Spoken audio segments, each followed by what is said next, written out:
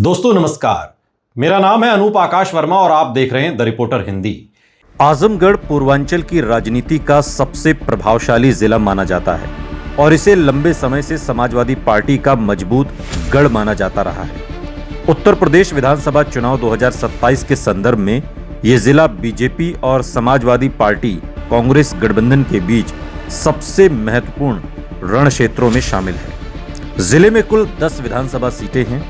अतरौलिया, गोपालपुर, सगड़ी, मुबारकपुर, आजमगढ़ सदर, निजामाबाद, फूलपुर पवई, दीदारगंज, लालगंज सुरक्षित और मेहनगर।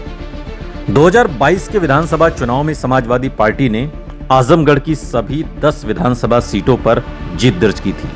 ये बीजेपी के लिए बड़ा झटका था और जिले में सपा के संगठन और यादव मुस्लिम सामाजिक आधार की मजबूती का संकेत माना गया। आजमगढ़ का सामाजिक समीकरण काफी जटिल है। यादव मुस्लिम राजभर, कुर्मी, मौर्य, निषाद, दलित, ब्राह्मण, राजपूत और वैश्य मतदाता चुनावी परिणाम तय करने में महत्वपूर्ण भूमिका निभाते हैं। कई सीटों पर मुस्लिम मतदाता निर्णायक संख्या में है, जबकि यादव समाज सपा का सबसे बड़ा पारंपरिक आधार माना जाता है। दूसरी ओर बीजेपी गैर यादव पिछड़े वर्ग, लाभार्थी वर्ग, सवर्ण और महिला मतदाताओं के बीच अपनी पकड़ मजबूत करने का प्रयास कर रही है। राजभर बहुल इलाकों में अब सुहेलदेव भारतीय समाज पार्टी के एनडीए में आने से बीजेपी को अतिरिक्त बढ़त मिलने की उम्मीद है। अतरौलिया विधानसभा सीट की बात करें तो यादव मुस्लिम राजभर, ब्राह्मण और दलित मतदाताओं वाली सीट है। 2022 में सपा ने यहां आरामदायक जीत दर्ज की थी। कांग्रेस के साथ गठबंधन होने से विपक्षी वोटों का बिखराव कम हो सकता है, लेकिन बीजेपी अब राजभर और गैर यादव ओबीसी मतों पर अधिक फोकस कर रही है। ये सीट अभी भी सपा कांग्रेस गठबंधन की अपेक्षाकृत मजबूत सीट मानी जा रही है। गोपालपुर विधानसभा की बात करें तो यादव मुस्लिम राजभर निषाद और दलित मतदाता प्रभावशाली हैं। सपा का यहां मजबूत संगठन है।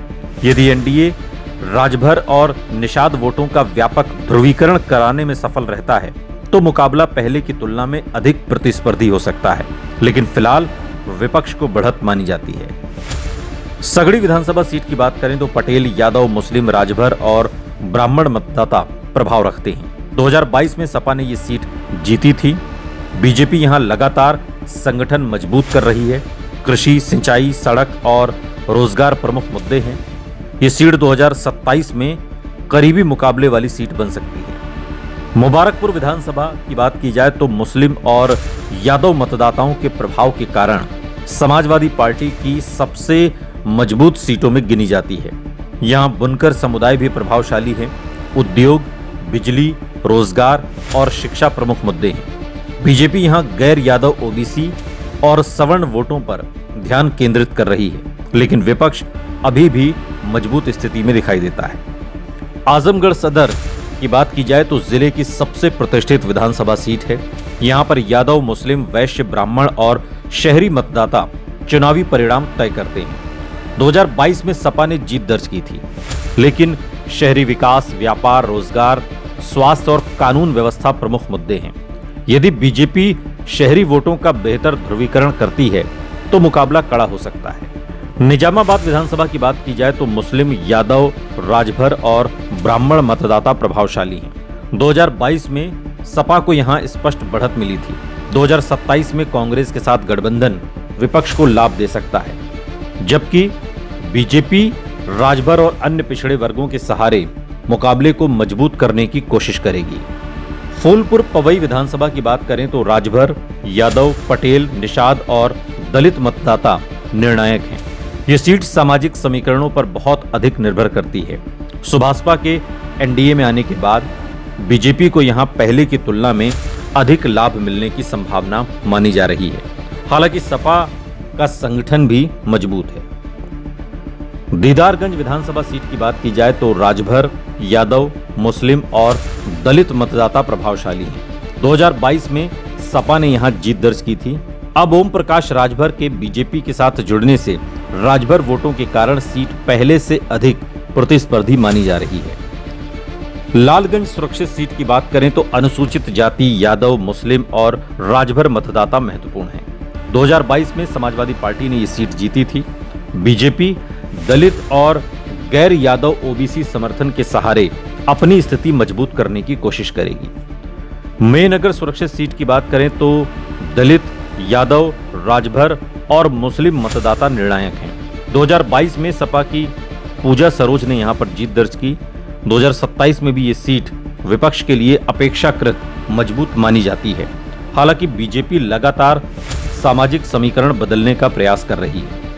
2022 में समाजवादी पार्टी के साथ सुहेलदेव भारतीय समाज पार्टी थी और कांग्रेस अलग चुनाव लड़ रही थी। 2027 में तस्वीर बदल गई है। अब कांग्रेस समाजवादी पार्टी के साथ है, जबकि ओम प्रकाश राजभर की सुभाषपा एनडीए में शामिल है। इसका मतलब यह है कि सपा कांग्रेस को मुस्लिम, यादव और कांग्रेस समर्थक वोटों का संयुक्त लाभ मिल सकता है। वहीं बीजेपी को राजभर और गैर यादव पिछड़े वर्गों में अतिरिक्त समर्थन मिलने की उम्मीद है। हाल के महीनों में ओम प्रकाश राजभर ने आजमगढ़ क्षेत्र में गैर यादव ओबीसी मतदाताओं को एनडीए के पक्ष में संगठित करने के लिए अभियान भी तेज किया है। आजमगढ़ के प्रमुख चुनावी मुद्दों में बेरोजगारी, युवाओं का पलायन, बुनकर, उद्योगों की स्थिति, कृषि, सिंचाई, शिक्षा, स्वास्थ्य, सड़क, कानून व्यवस्था और स्थानीय रोजगार शामिल हैं। ग्रामीण क्षेत्रों में खेती और सिंचाई सबसे बड़े मुद्दे हैं, जबकि शहरी क्षेत्रों में व्यापार, शिक्षा और रोजगार पर अधिक जोर रहने की संभावना है। 2027 में अगर जीत का आंकलन किया जाए कि कौन सी पार्टी किस सीट पर मजबूत है, तो उसमें समाजवादी पार्टी कांग्रेस गठबंधन की जो मजबूत दावेदारी है वो अतरौलिया, गोपालपुर, मुबारकपुर, आजमगढ़ सदर, निजामाबाद, लालगंज और मेहनगर सीट पर दिखाई देती है। बीजेपी या एनडीए की जो मजबूती है वो सगड़ी, फूलपुर, पवई और दीदारगंज में दिखती है, जहां राजभर और गैर यादव ओबीसी समीकरण अधिक प्रभाव डाल सकते हैं।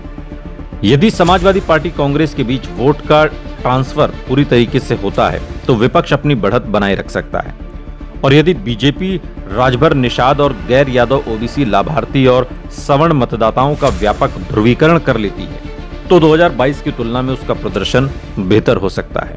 कुल मिलाकर आजमगढ़ 2027 में भी उत्तर प्रदेश की सबसे महत्वपूर्ण राजनीतिक प्रयोगशालाओं में रहेगा। यहां का परिणाम केवल स्थानीय उम्मीदवारों पर नहीं, बल्कि गठबंधनों की प्रभावशीलता, जाति समीकरण, मतदान प्रतिशत और चुनाव अभियान की दिशा पर भी निर्भर करेगा।